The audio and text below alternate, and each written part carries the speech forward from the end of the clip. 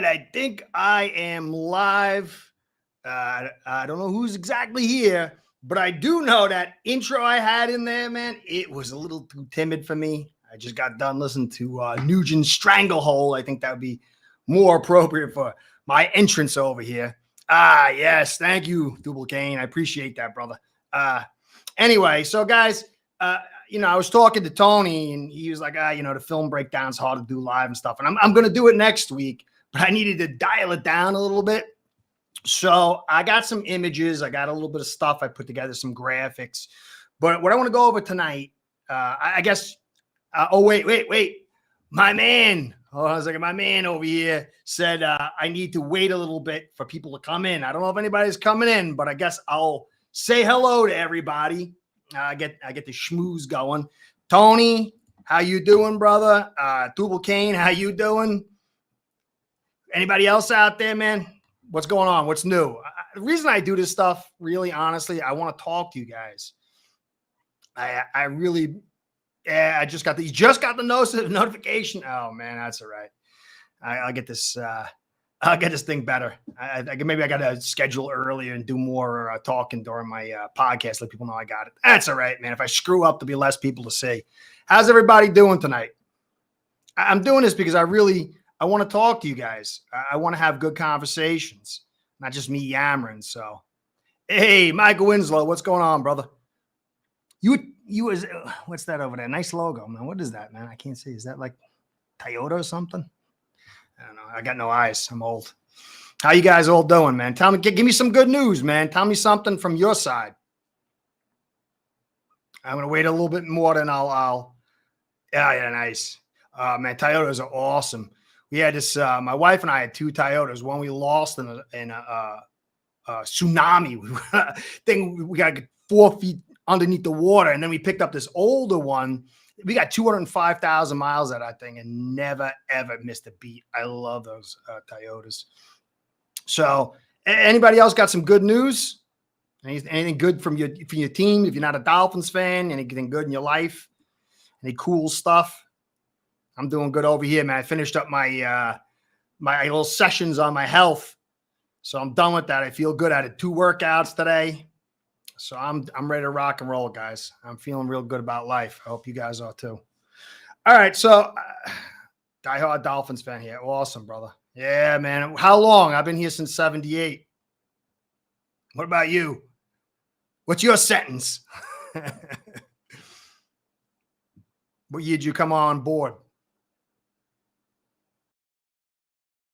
Guadalajara, Mexico. Sweet. Sweet. My wife's from Panama. Central America's got my heart, man. My wife and my kids all come from Central America. Raven. Hey, Raven, what's going on, brother?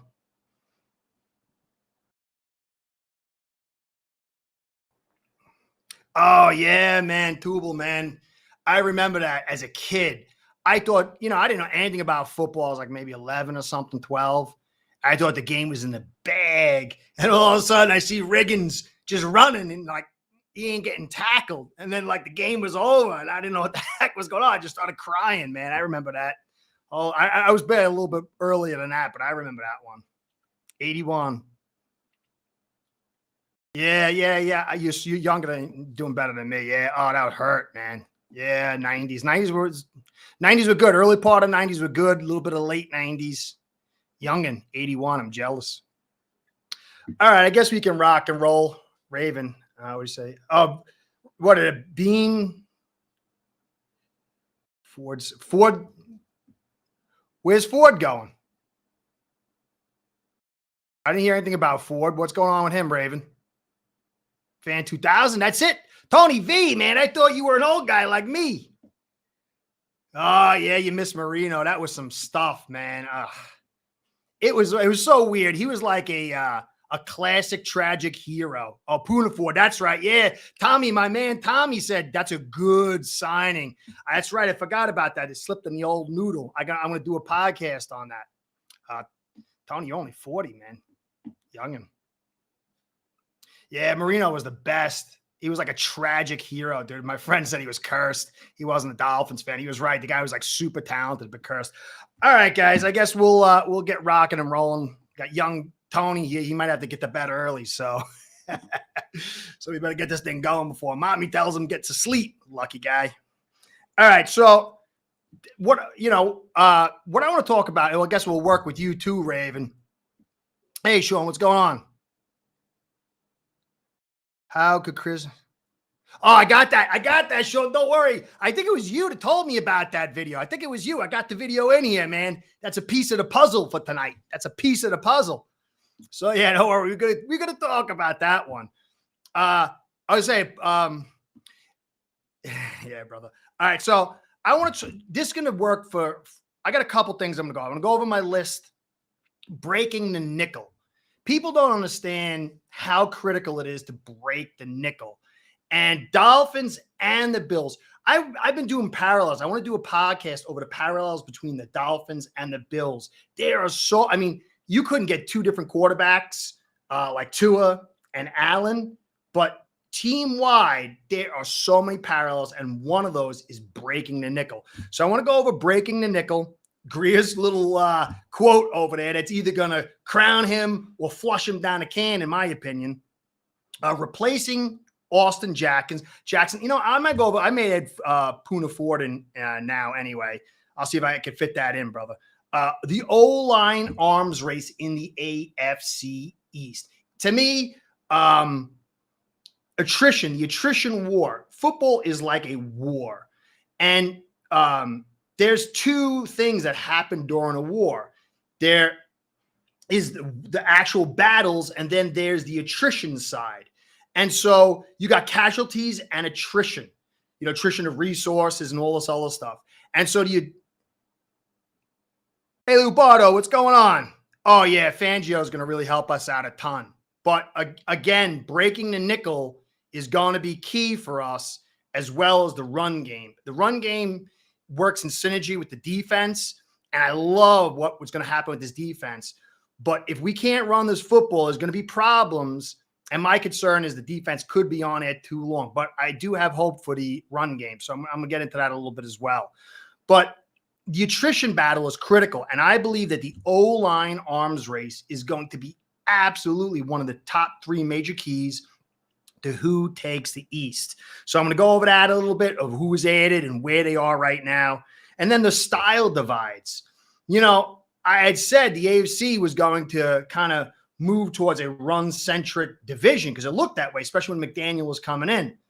And it looked like last year the Bills themselves were going to go a little more run-centric. But there is a stark divide when you look at the Finns and the Bills. They're on one side. And then the other side, you got the Jets and the Patriots. I'm going to cover that a little bit, and then had to draft. This will be for my Dolphins because I heard somebody mention some stuff. So I had to draft, and then I'm going to kind of wrap it up with that. Unless you guys have any comments, you want to say something, bring some stuff up. We'll see how we can fit this in.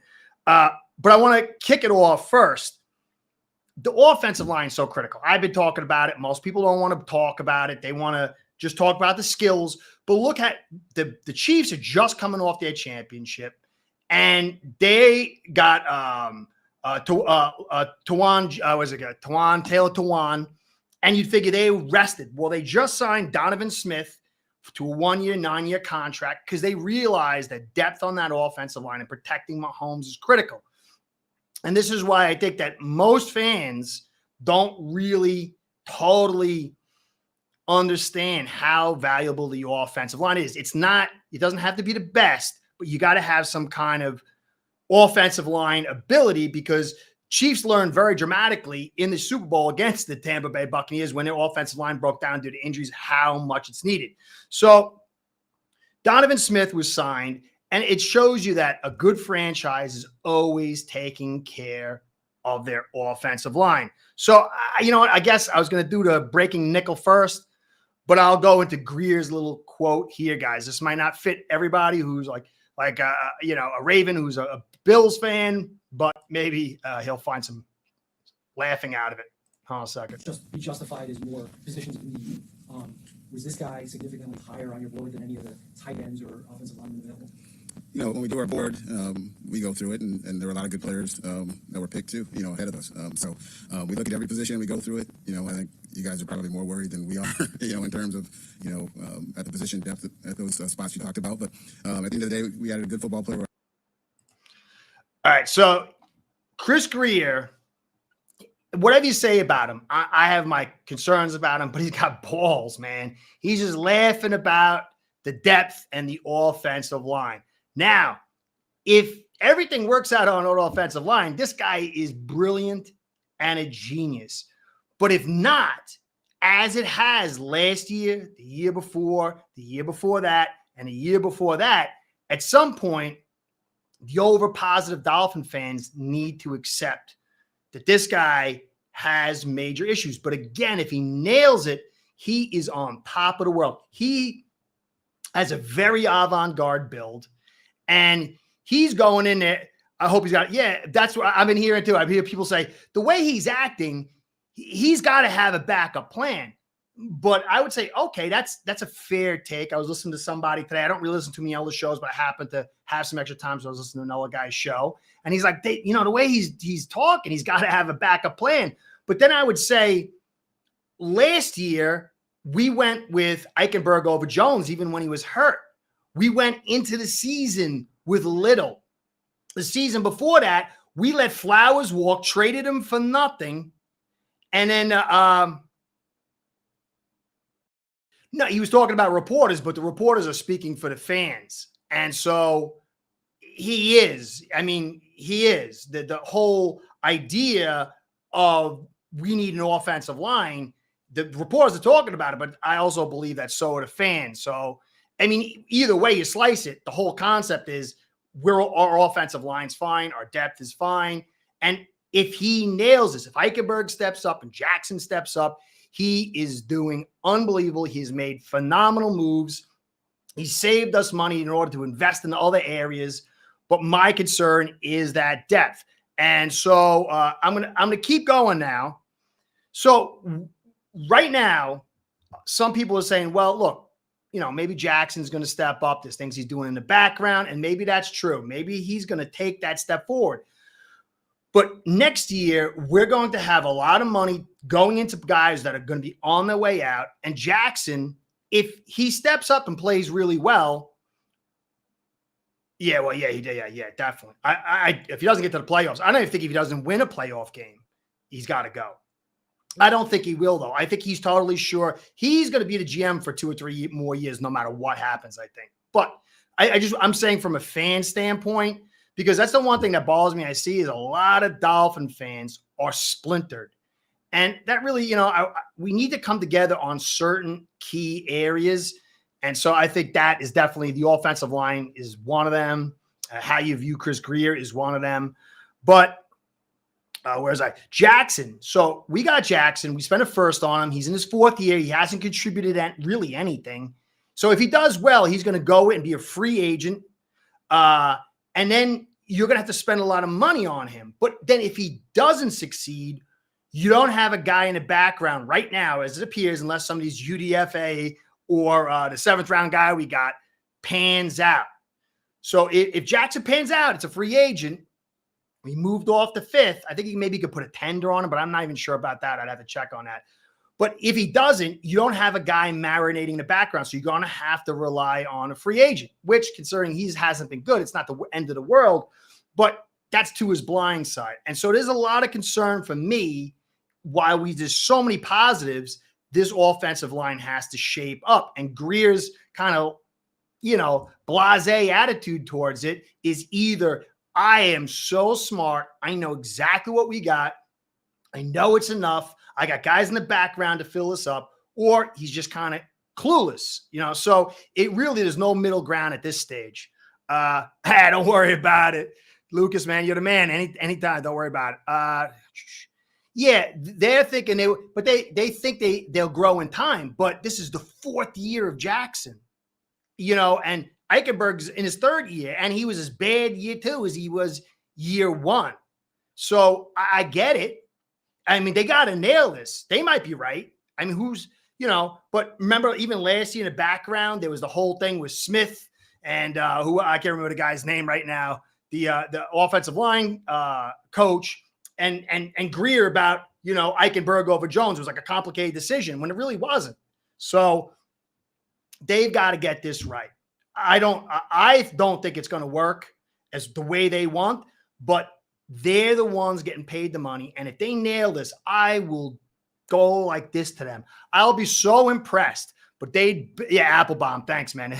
Doing his live stuff is like the brain's going 1,000 miles an hour. So it's a key aspect. Now, when you look at like I said, I would let off with the Chiefs.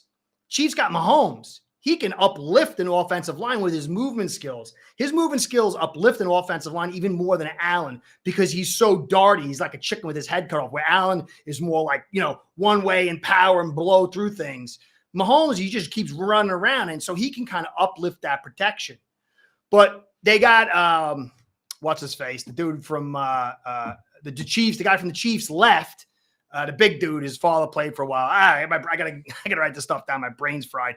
So, but then they brought in Juwan Taylor, and now they just brought in Donovan Smith, and they've got an excellent offensive line behind that. They've got Creed Humphreys, the best center in the league. Thuney, who's top 5. Trey Smith, who's top 15. And then Lucas Nyang, who was unbelievable. He had a really good season, his first season. Last year, he got hurt. So they've got a pretty solid depth and starting unit, but they still felt the need to add a little more talent. And so this goes back to either Greer will accentuate his genius and brilliance, or it's not going to be a lot of egg on his face. But you look, the Bills, I was high on them getting a run game going. And when it got Kincaid, I got a little heat. I'm like, this is not the tight end. I had been saying 12 personnel before. I think most people were saying that they needed 12 personnel.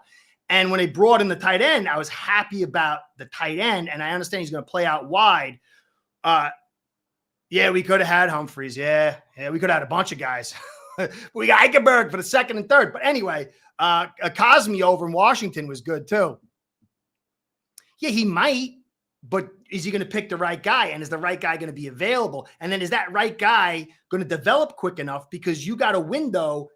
I've been saying since last year, we got a talent window, 23, 24, and then like maybe 25, but I doubt. I think 25 is the breakdown period. And I hear from all the YouTubers now, botched ACL. Yeah, Taylor Lewan is done. I heard some bad stuff. I was listening to some stuff. He's hurt real bad. So I was saying we got this 23, 24 window. I think 25, it starts breaking down. A lot of money going to a lot of different guys. And so if you draft that tackle next year, is he going to be good enough? You're going to find the right guy. Is the right guy going to be available? Because now you'd be in I have to get one moment, and then you might reach. So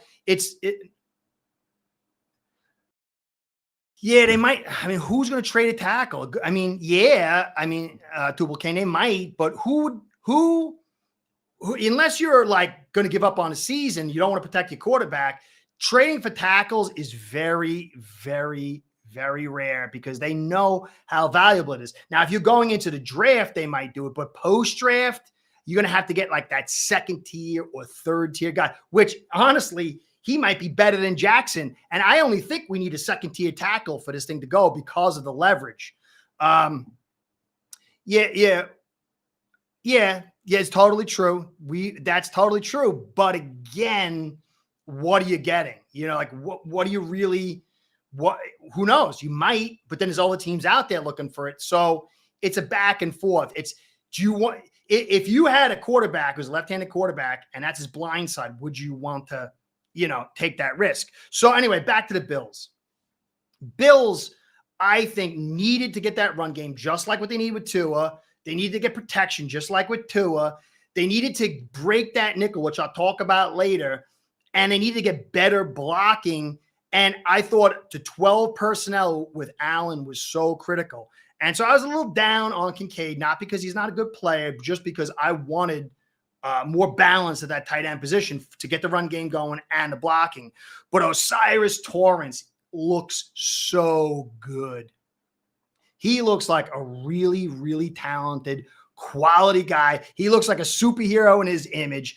I am kind of jealous. So they added him, and then they added Nick Brocker, I think, late in the draft. Jets added Joe Tippmann, the center, in the second.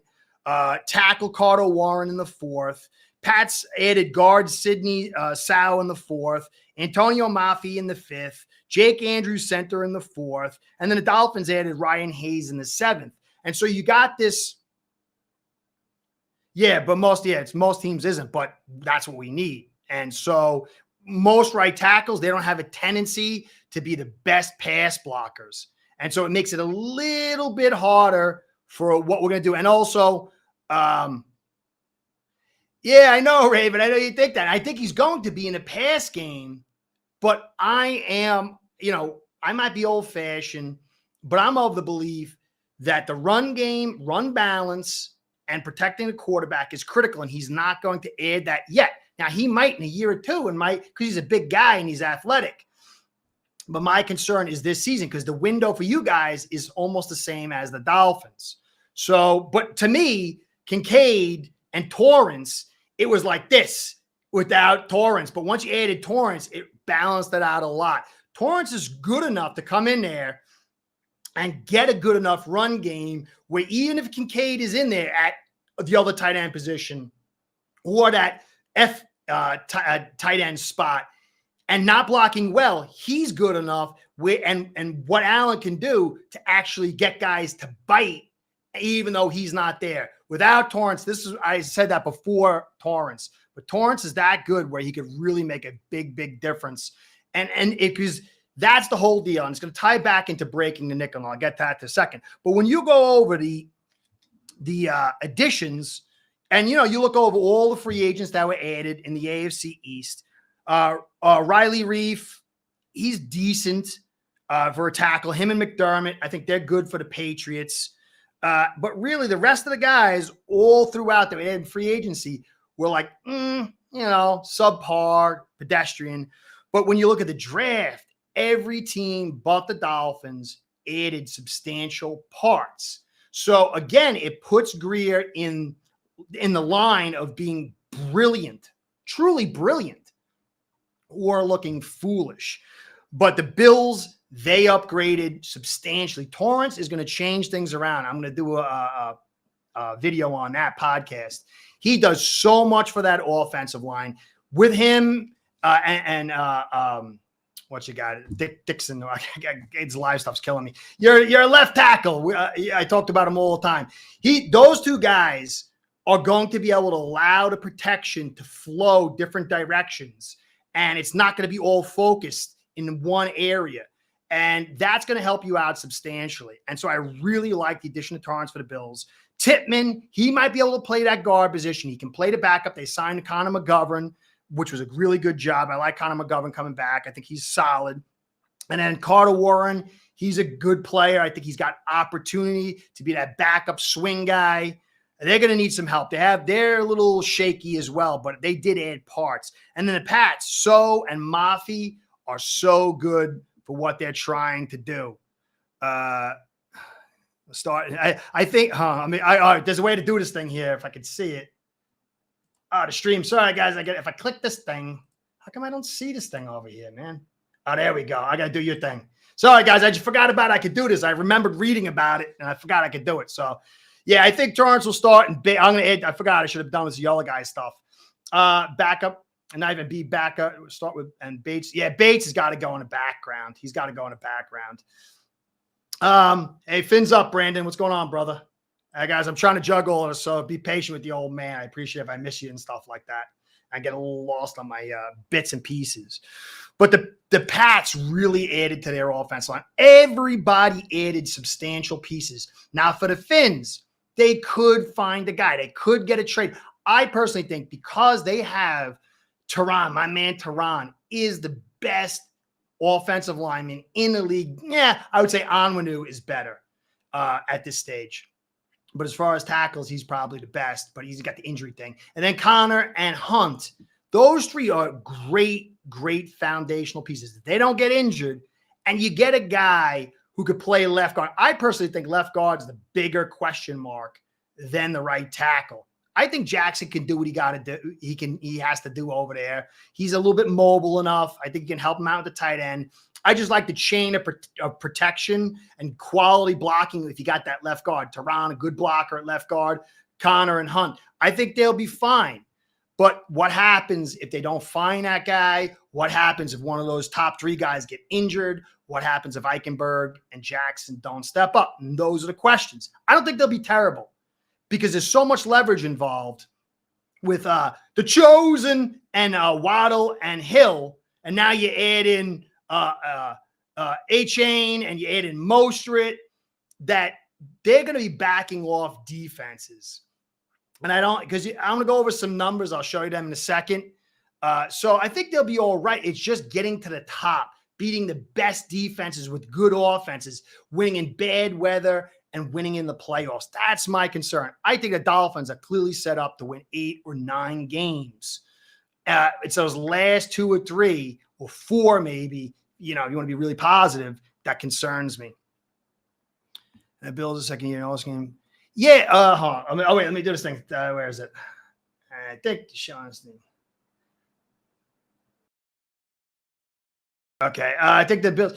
It might. There's a lot to go into that. I'm not gonna. I'd cover that another day. Because honestly, with the Bills, I think the major problem is philosophy. Their philosophical decisions. Their scheme would have been fine last year if they had better philosophical and play call decisions. And with the Dolphins, they just chose not to run. And I think by not running in the beginning part of the season, it left them in a lurch to not. McDaniel didn't feel confident. And so I think just the lack of actually calling run plays really hurt them too. So it might. But to me, Eichenberg is a clear physical disaster. And Jackson hasn't proven anything. So I don't know. We'll see on that. Ryan Hayes. Yeah, Hayes might. He might. I got to see. I can't. It's so hard to tell. I got to wait to see him in some kind of live action game on the NFL level. The problem is you can watch a guy and he can play in a smaller school and he can look phenomenal. But then he goes to the NFL and everybody's elite and the game just, it steps up half a tick. And that half a tick leaves everybody late. Everybody's a half a tick stronger. That leaves guys falling on the floor. This is why it's so hard. It's not like high school to college. It's kind of linear. But then once you get from college to the pros, it's 2 or 3 steps higher, and it's really hard to prognosticate. So I'm hoping. McDaniel doesn't come across lacking confidence, but, it's not confidence in himself. If you're in a 3rd and 3, do you run the football or throw it to Hill? There's a couple of times where it was like we had to run the football. Especially, I think it was the first game against the Bills. And he was, he's nervous. Everybody's nervous. I'm nervous doing this little thing. Just imagine being an NFL coach. But dialing up that run play instead of throwing a Hill, that's the difference. Because that run play that gets successful instead of going to Hill alters what the DC does and what the defense thinks on the next couple of drives. And it can alter the course of your game from winning and losing. So I wouldn't say it's confidence in himself, but confidence to run it. I guess is so based on numbers and matchups. I don't know. To me, it just, I don't know. To me, you go against the Chargers, they got the 27th or 28th ranked, whatever it was, 30th ranked run defense, and you don't run the football until like basically second quarter. Or you go against the Steelers and you run 7 times or 6 times or something.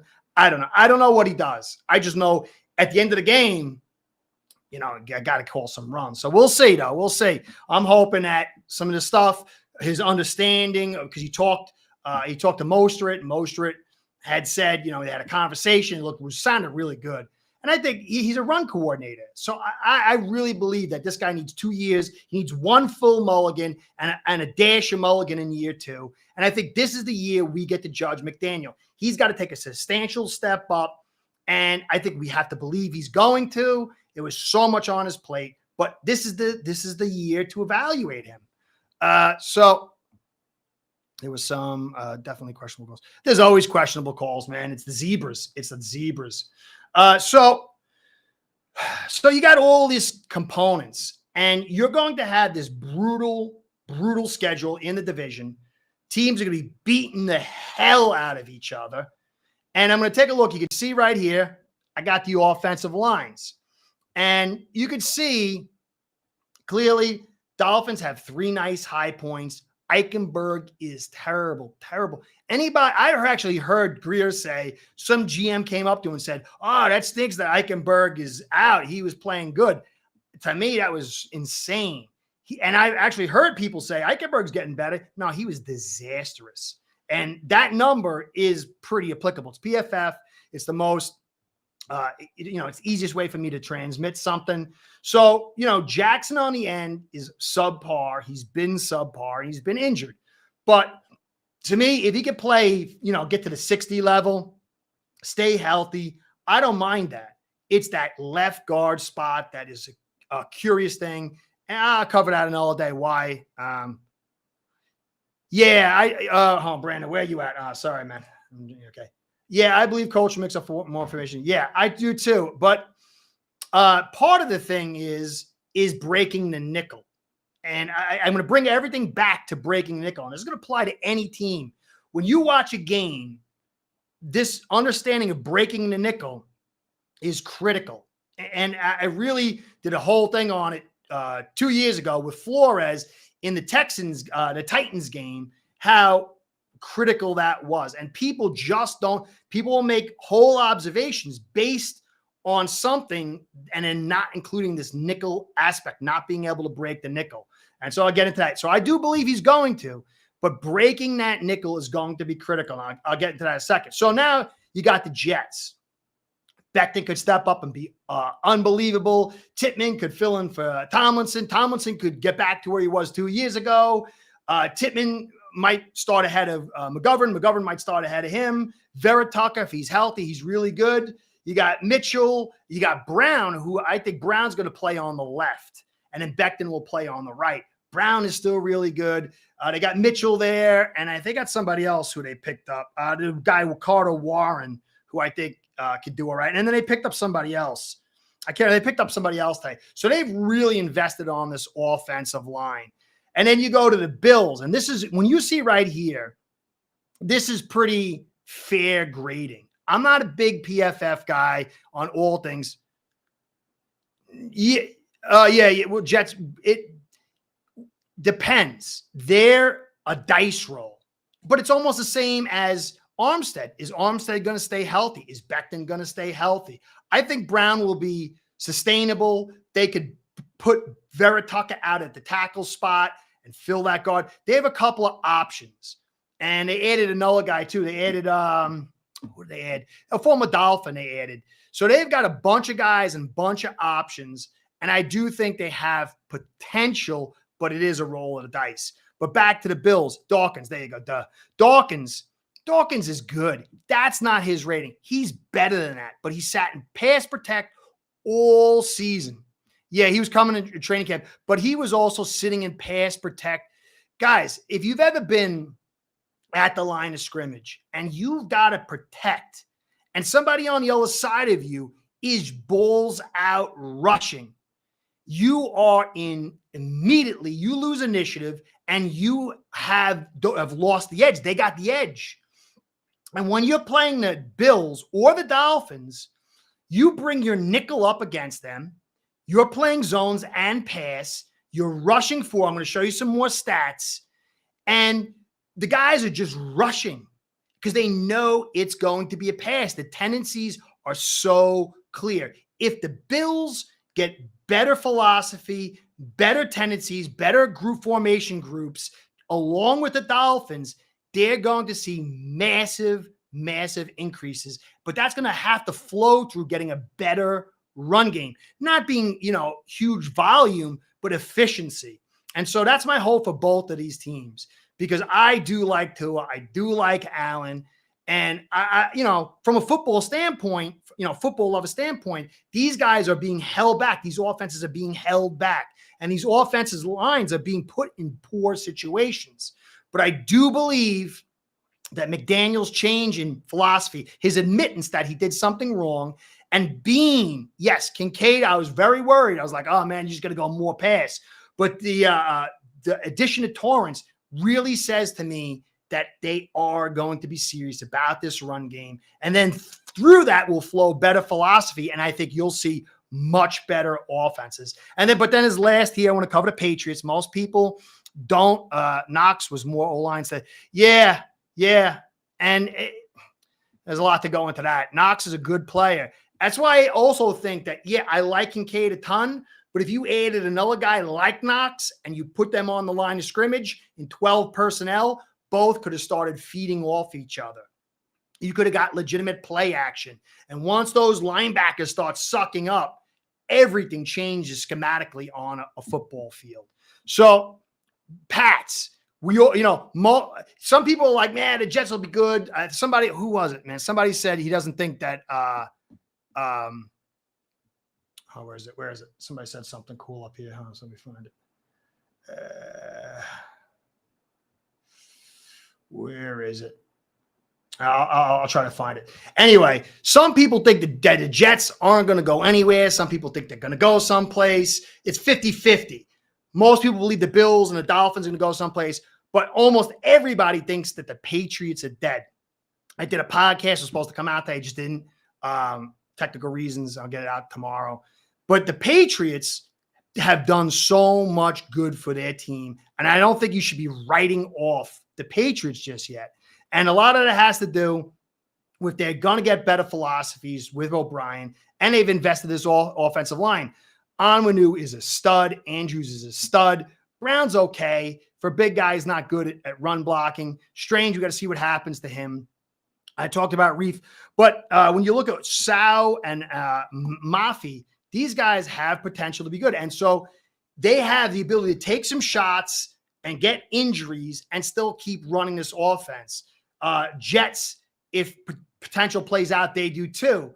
The thinnest offensive lines are the Bills and the Dolphins. But the Dolphins need a better offensive line because Tua isn't as mobile as Allen, although they have the better receiving options. For the Jets, totally depend on their strength and conditioning coach. They can afford to have 3 or 4 stars. Nice. Yeah, I'll show that one. So I do think the attrition battle is going to be key. Okay. And so now I want to get into, if you look at the teams themselves, and I'm going to get into this breaking the nickel aspect, offensive lines create the run game. Unless you got Barry Sanders, unless you got Jim Brown, or maybe Earl Campbell or Sweetness, offensive lines generate your run game. And so if you go back and look at last season, let me shut this thing off, hide, show. All right, this is the pressure and the blitzes. The pressure that the offenses received and the blitzes they received. Now, the Bills, they had 14th most pressure, but were only blitzed 23rd. Higgins next. I love Barry. I love Barry almost as much as I did Dan. Mercury. Yeah. No, Mercury wasn't that good. He wasn't that good. So the Bills, they saw a lot of zones. 2020, Allen had his best season. 2021, they added more zones. Things got a little tougher. 2022, they added more zones, less blitzing, 23rd least blitzes, but still had substantial pressure. And that's what the run game will help break that. A better offensive line will help break that. Better philosophy to create confusion or doubt in the defensive line, whether it's a run or pass, will help that. Now, the Jets, they were third in wait, hold on a second. Wait, I screwed that up. Wait, this is not the offensive line. This is the defensive line. Oh, man, I had to back that up a second. So this was the defensive pressure. They generated the 14th most pressure and 23rd least blitzes. That's what I wanted to get to. So 14th most pressure generated, but 23rd least blitzes. So going into the season, you know you're going to get pressure if Von can be healthy, and that's going to put pressure on the Finns, Jets, and Pats offensive lines. Jets, they got the third pressure with 32nd least blitzing. So you know you're going to get kind of similar effect because they're not going to bring any blitzes. They're going to be able to cover. They're going to be able to play their nickel. They're going to be able to play over coverage, and they're going to let their front get after you. But then you got the Finns. They had the 17th least pressure, but third most blitzes. And this is where somebody had mentioned earlier the difference between Fangio. And Fangio is going to change things big. You can bring heavy pressure to then help out the secondary, or you can get the secondary to play really well to cover, to get coverage sacks. And so you're going to see a lot more four-man rush. And so this look at what we saw here as far as pressure is going to change, and it's a great unknown. And that's going to help us or be a hindrance depending with these offensive lines. So we got to see how it plays out. Can we get pressure with these four-man rushes? Now the Pats, they got 7th pressure with 19th least blitzing. And so if you're a Dolphins fan, your offensive line is coming out there and everybody knows you're going to pass. So they're going to come out in their nickel package. And this is where I'm going to get to the nickel. Let's hope. I think so. I think so. But I gotta see. But I think so. So you're an offense. You come out. You bring one tight end, or two tight ends, or one tight end, a running back, and a fullback, and you're facing a nickel. Fangio will clean it up. He concerns me more.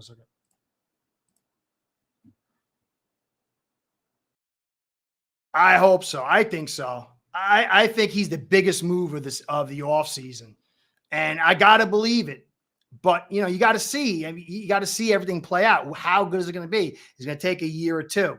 So if you're an offense, you come out and you're a defensive coordinator, and you know this offense is very potent. They can throw the football like the Bills, like the Dolphins, and possibly like the Jets.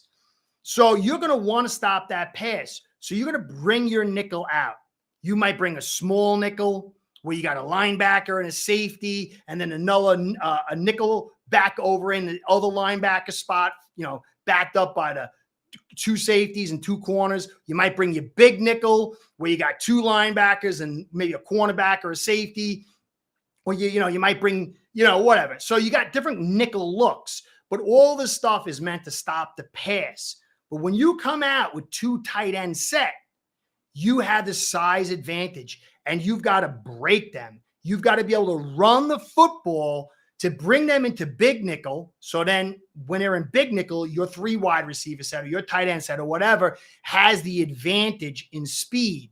Or you got to draw them into the 4-3. And the Dolphins and the Bills struggled at that tremendously. Dolphins, this is why they struggled as the season progressed with their passing. When it opened up, if you go and watch New England, they had a great formula to really go against the Dolphins. So I'm not going to talk about that. But other teams, they started getting nervous. After that Ravens game, people got nervous.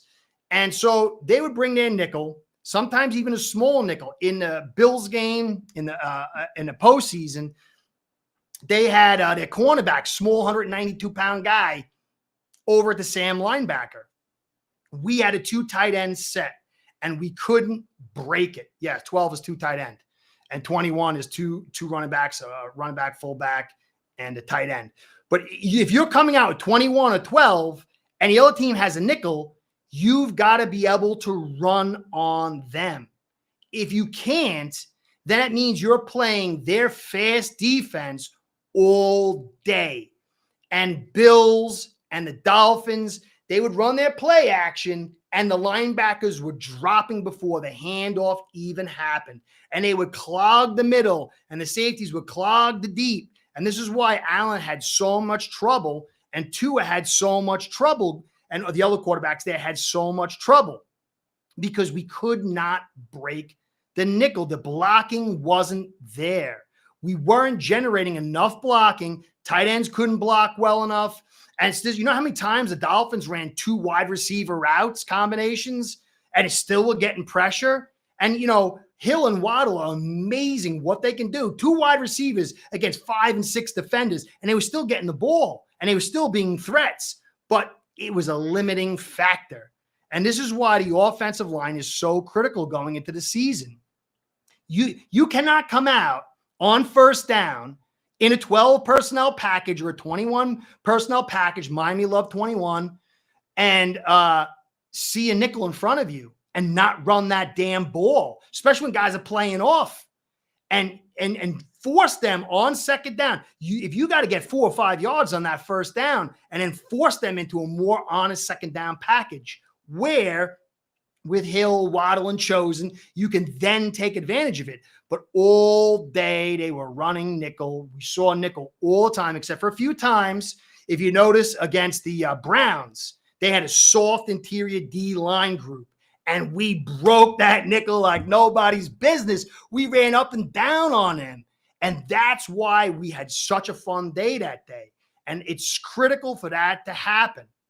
You got to. If you don't, you've lost the strategic edge. And I hear people all the time. People will say, Tua sucks. Well, he's coming out in 12 personnel. Gesicki can't block. Smythe can barely block. You got 2 linemen that can barely block, and you're running 2 guys in routes against a small nickel. So I've seen guys come out with 1 linebacker and 2 cornerbacks filling the inside roles with 2 cornerbacks on the edge and 2 over. No, they won't come out of nickel, but you got to punish them. And we were able to do that a couple of times. The first game, we opened up and ran that football. And if you notice, I'd shown some video on it in one of my podcasts. Hill goes into motion, comes to the side, and Waddle would do like a post. And you see 4 guys or 5 guys focus on them. And that would open up the middle, and you get a pop run. And then you get your running back to make that broken tackle against a linebacker, a safety, a cornerback, and you gash the heck out of them. And yet, that might be their philosophy to stay in that nickel. But, they didn't have Vaughn either. But still, we made them pay. We almost beat you guys, and that's insane. That's insane. Well, first we had Tua, and then we just somehow stopped running the football when the snow came down. And the next one we had Skylar. Skylar was and we almost beat you. And it's not because there's a lot of reasons. The second game, we weren't able to really run the football. I think second game, you guys just kept throwing it like madmen. You weren't patient enough. But that first game, our running attack kept us in it, and we could have won it. We were so close because that nickel was breaking. And that's why it's critical, I think, for the Bills, even the Bills, to be able to break that nickel. And I think that you're going to see with the Jets, they're going to make teams have a hard time with that nickel. Rodgers is going, some people call him a prima donna. Yeah, I mean, to me, honestly, I'm not certain about Aiken with this offensive line. Mostert is one tough son of a gun. I love that guy. I was like, but when I watched him play, especially towards the end of the season, you could see him against the Bills and stuff. He breaks tackles.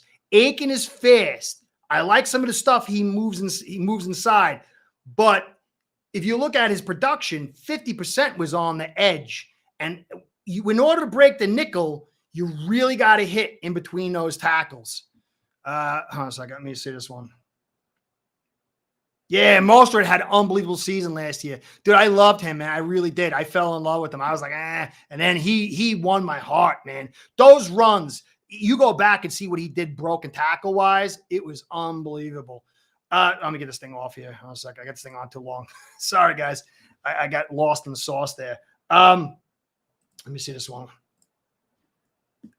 This is for Oliver. Need to have an anchor to free him up when Phillips and Jones are hurt. Well, that's Poona Ford. Poona Ford can do that. Yeah. Poona Ford's a big deal, guys. He's a 2-gap sucker. Because when you got an defensive line up there, not everybody has to run the same techniques. You could have one guy shooting a gap, which you probably do with Oliver. Then you have another guy running a double gap where his job is just to occupy 2 gaps and he just holds. So Poona Ford can do that double gap while you're shooting. And I'm from everything I'm hearing about McDermott, He's going to run a very different system. I want to do a podcast on it, what I think he's going to do. I think he's going to run the same nickel formula, but he's going to add more blitzes. You're not going to have Edmonds there, the big guy, to attack, stack, and shed. But he's going to bring in blitzers that run blitz, and he can drop Vaughn. And so you don't need the big guy in zone coverage to attack, stack, and shed. You could play some man mixed zone coverages and blitz those gaps and kind of get the same thing. And so I think that's what's happening with that pick you got in the third round. Was it third round? I think it was third round or something like that. You picked up some safety, or was that the Patriots? I don't know. Brain fried. But anyway, you got the free agent safety you picked up. What's his face? The kid who was sick last year, who got hurt at the heart attack. He's coming back. And then you got Micah Hyde and Poyer.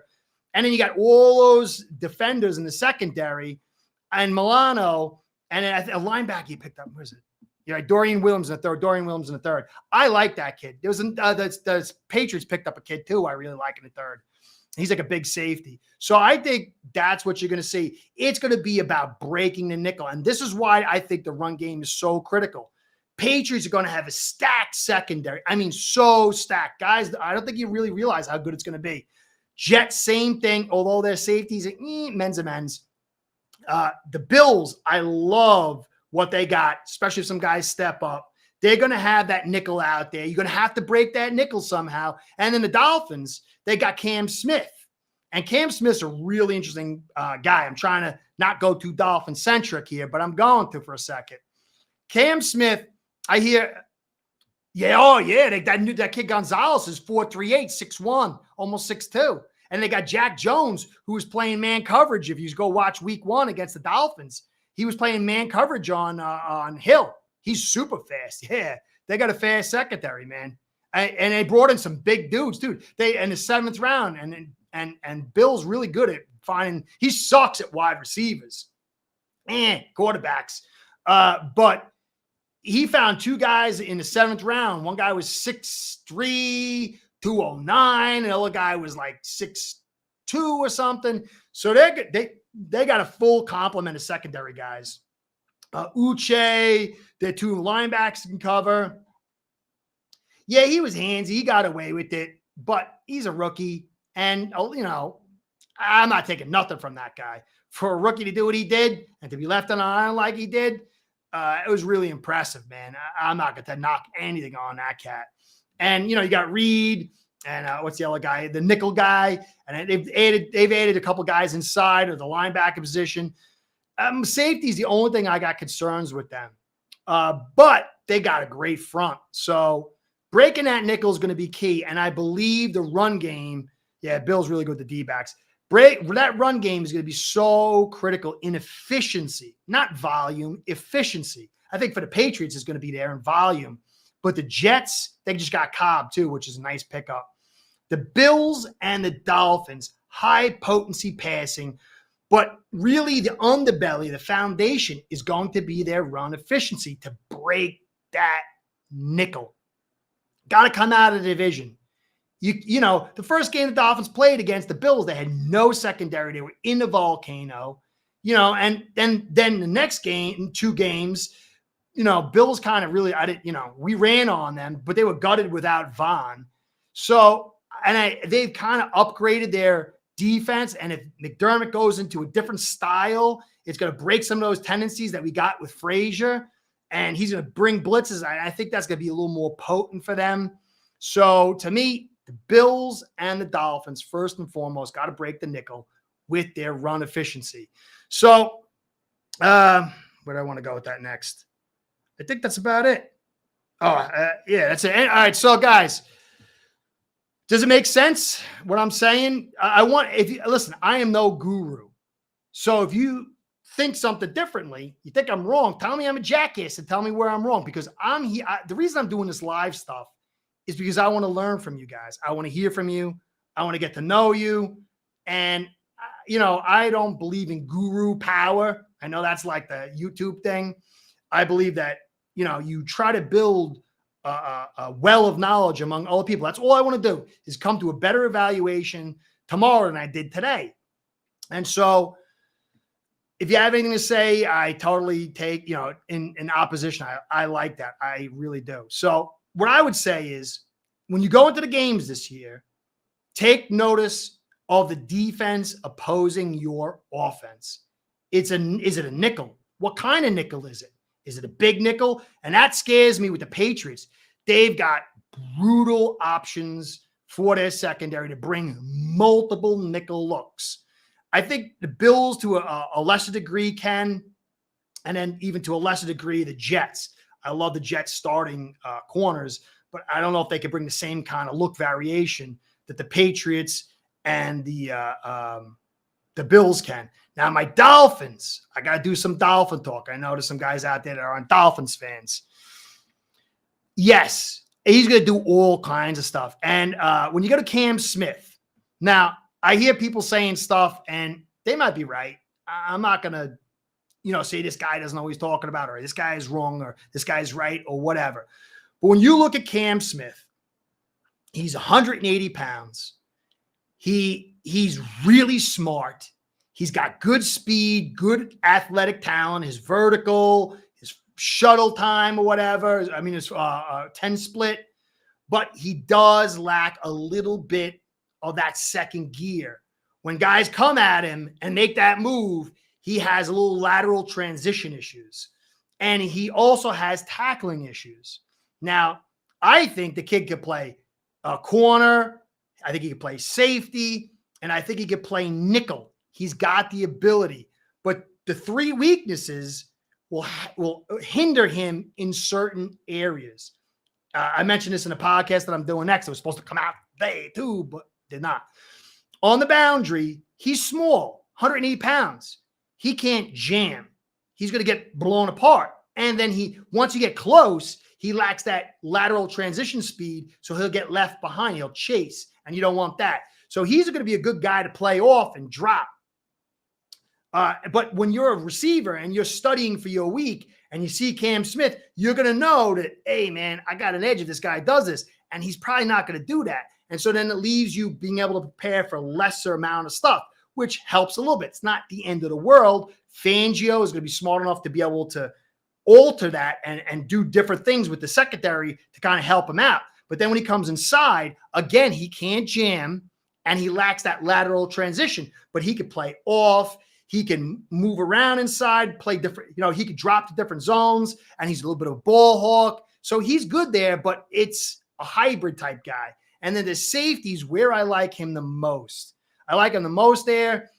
He can't tackle, but he plays the mirror safety role along with Holland, which Fangio loves. He loves mixed match zones. He loves mirror safeties. Problem is if he comes up, he's not really good at tackling. He's a chaser and drag you down.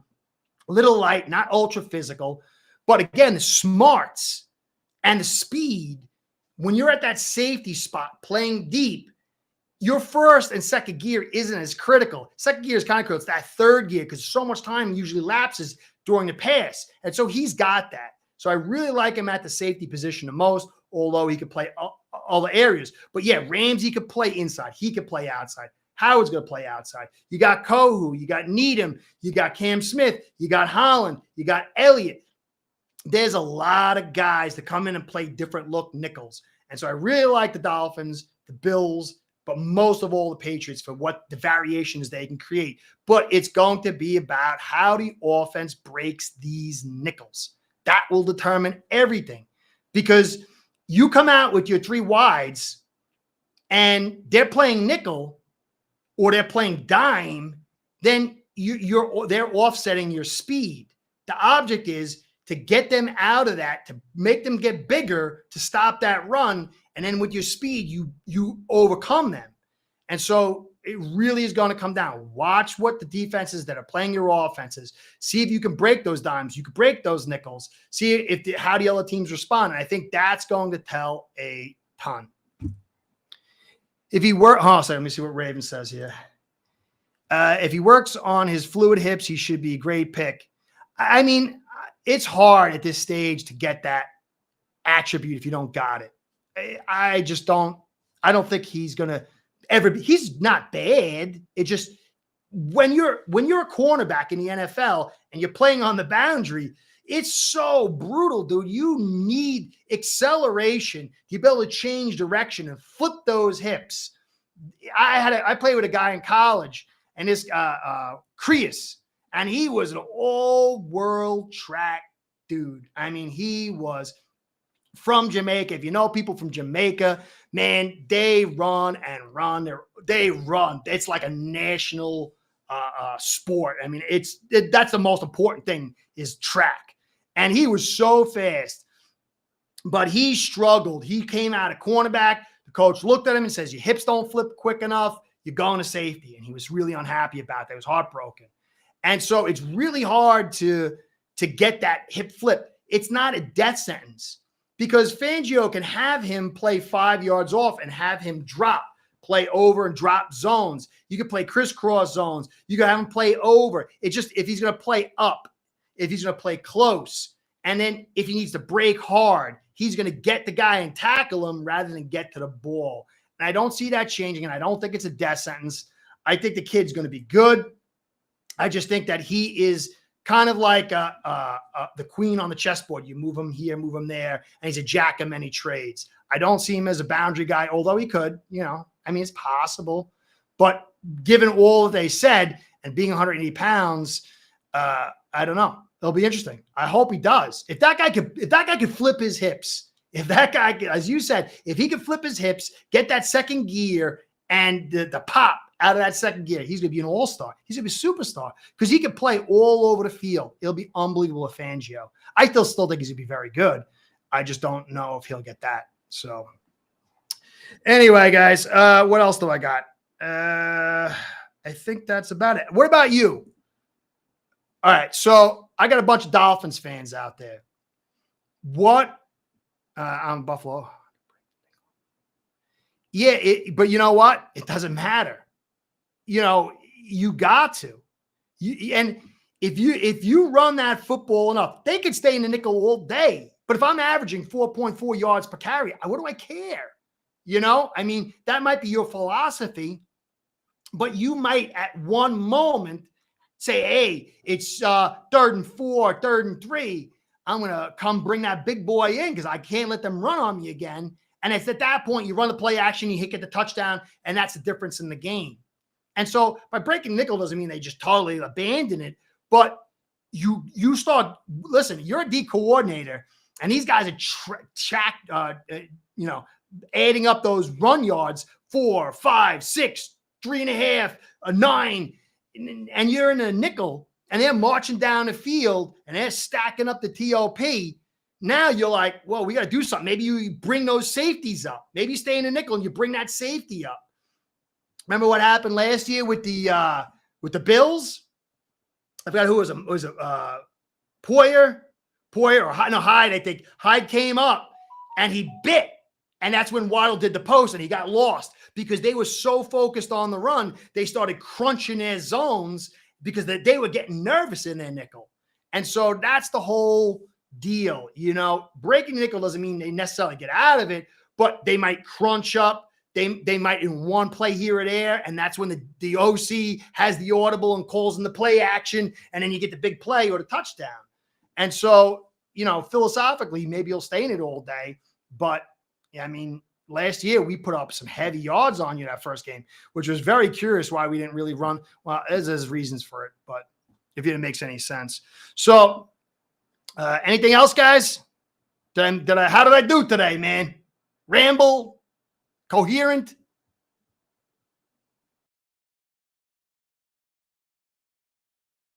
All right. Well, I'll work on getting better, guys. I think I got all of it here. I'll have some tape for you next week. I think all 4 teams in the AFC East are in promising positions. And I mean that seriously. I don't think the Patriots can win the first, win first in division, but I do think they can take the second. And that would be disastrous for one of the 3 other teams. But I do think the Jets, the Bills, the Dolphins, they all have potential to have phenomenal. Thanks, brother. Thanks, Sean. I'm working on it, man. This live stuff ain't easy. So I think this AFC East is going to be exciting. It's going to be dangerous. It's going to be tight.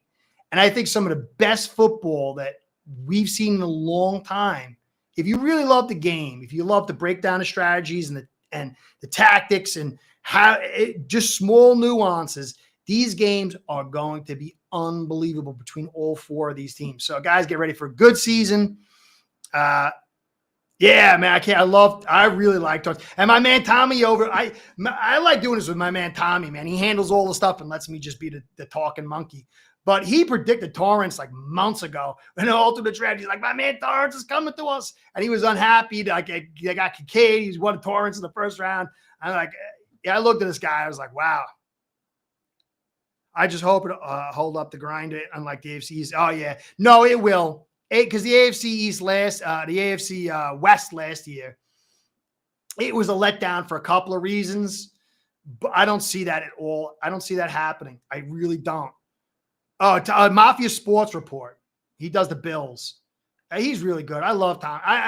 You know what, guys? I got to be honest, man. I see like how a lot of these channels go, and a lot of it's like ego thing and vanity thing.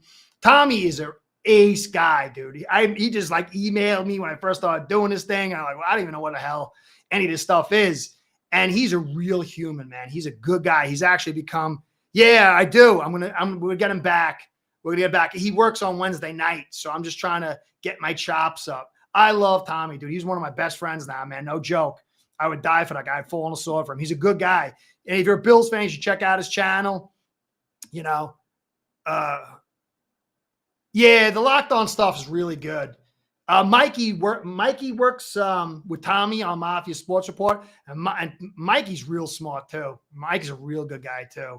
There's a lot of great channels out there. I wished these channels were more trying to get together and just get to the truth and having camaraderie. Unfortunately, a lot of the stuff is about ego and trying to have the biggest channel, and I know more than you, and it's a shame. It could be a beautiful thing. But me and Tommy got the beautiful thing. So anyway, guys, I hope you all well. Be safe.